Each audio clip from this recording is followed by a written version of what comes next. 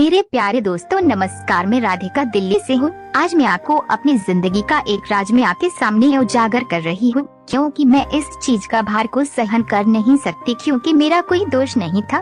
करती भी क्या, वो सबको चाहिए और अगर घर में नहीं मिले तो बाहर तो जाना ही पड़ेगा। पर मैं इतनी ईमानदार थी कि मैंने कुछ भी ऐसा नहीं किया जो मेरी मर्यादा के खिलाफ हो। पर मेरी भी अपनी जिंदगी है, क्या पूरी जिंदगी ऐसे ही बर्बाद कर दूं? क्या मेरी कोई लाइफ नहीं है? क्या मेरी जवानी ऐसे ही कट जाए? नाजायज रिश्ते के लिए पति ने ही कहा, क्योंकि वो इस लायक नहीं थे कि वो मुझे संतुष्ट कर सके। मेरी शादी हुए 10 दिन होने वाले हैं। सुहाग रात को हर एक लड़की की चाहत होती है कि उसका पति उसका घूंघट उठाए, प्यार करे और बाद में धीरे धीरे करके एक एक का पर्दे उतारे और फिर दोनों के शरीर का मिलन हो जाए। वो भी पहली रात का, जिंदगी भर नहीं भूलने की चीज होती है। रात को मैं सच संवर के घूंघट लिए अपने पति का इंतजार कर रही थी। मेरी मचलती जवानी को आज मर्द की जरूरत थी। पूरी जवानी का तड़पन आज खत्म होने वाला था। 16 साल से उठी हुई आंधी आज में भटके हुए नाव की तरह किनारा लगने वाला था, पर ऐसा कुछ भी नहीं हुआ। मैं आज के दिन के लिए पारदर्शी लाल रंग की और पेंटिंग मंगवाई थी, ताकि मैं आज अपने पति को मदहोश कर दूंगी।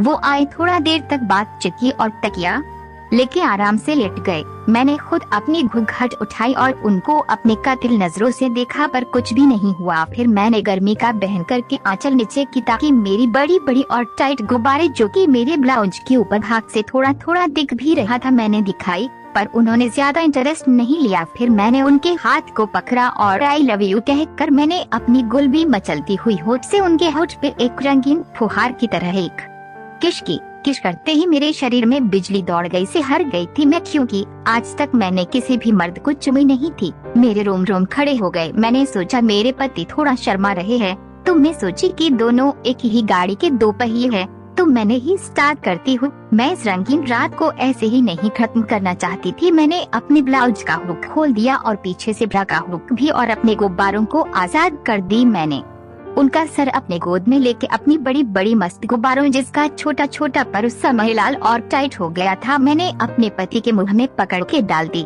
पति ने अपने होठ से दबाया और पीने लगे। मैं व्याचे हो गई, एक के बाद एक को उनके मुंह में डाल रही थी और हम पहली सीढ़ी का मजा ले रहे थे। मेरी चिड़िया पानी पानी हो गई थी, आग धधक रही थी मेरी चिड़िया में। अब तो मुझे केले का इंतजार था। मैंने उनको पटक के उनके ऊपर चढ़ गई, कुर्ता पजामा को खोल दिया और मेरी मोटी मोटी जांघ को उनकी जांघी पे टिका दी और रगड़ने लगी। मेरे गुब्बारे उनकी छाती के ऊपर झुला रहे थे। मैंने उनके हाथ को पकड़ा और गुब्बारों को दबाने के लिए कहा। वो मेरे गुब्बारों को दबाने लगे। मेरे तन बदन में आग लग गई थी। फिर मैंने उनके होठ को, कान को काटने लगी और जीभ से चाटने लगी। उनके केले की सुगबुगाहट ने मुझे और भी माल बना दिया था। मैंने उनका जांघिया खोल दी और अपना पेंटी भी उतार थी। थोड़ा ऊपर चढ़ के मैंने अपनी चिड़िया को उनके होठ के रख दी। मेरी चिड़िया तो पानी पानी हो गई थी। अपने मैंने खूब चटवाई। उन्होंने जीभ अंदर बाहर करने लगे। लजलासा पदार्थ चिड़िया से निकलने लगा और एक बार मैंने अपने आनंद की प्राप्ति करते हुए चढ़ गई, पर जोश भरपूर था। फिर वही रंग। मैं पूरी तरह से फिर तैयार हो गई। उस समय मेरे पति मेरी चिड़िया चाट रहे थे। मैं केले घुसवाने के लिए व्याकुल हो रही थी। फिर मैंने नीचे गई तो उनका केला खड़ा हो चुका था। मैंने केले को पकड़ के चिड़िया के मुंह के पास रखी और बैठ गई। बताओ दोस्तों, कैसा लगा था? जन्नत का सैर कर रही थी मैं। ऊपर हुई तो उनका केला धीरे धीरे करके चिड़िया से बाहर निकला।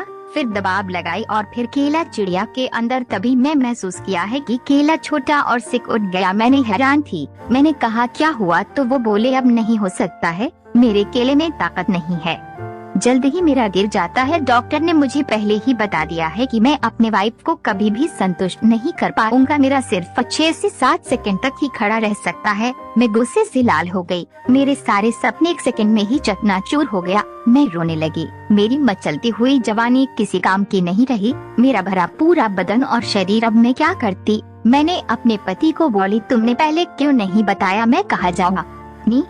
जवानी को लेके मैं तो बर्बाद हो गई। तो वो बोले कि कर ले किसी और से, मुझे कोई आपत्ति नहीं है, पर तुम मुझे छोड़ के मत जाना। मैंने 3-4 दिन तक सोची। फिर मुझे लगा अगर मेरा पति ठीक होता तो मैं सिर्फ अपने पति से ही करवाती। अब तो मुझे मेरे पति बोल रहे हैं कि किसी से करवा लो, तो अब मैं कई लोगों से रिश्ता बनाऊंगी और अपनी जवानी का भरपूर इस्तेमाल करूंगी। आज 10 दिन हो गए हैं। जो पहली रात को हुआ था उतने पर ही हूँ। पर मैं अब ढूंढना स्टार्ट करती हूँ जो कि मेरी शरीर की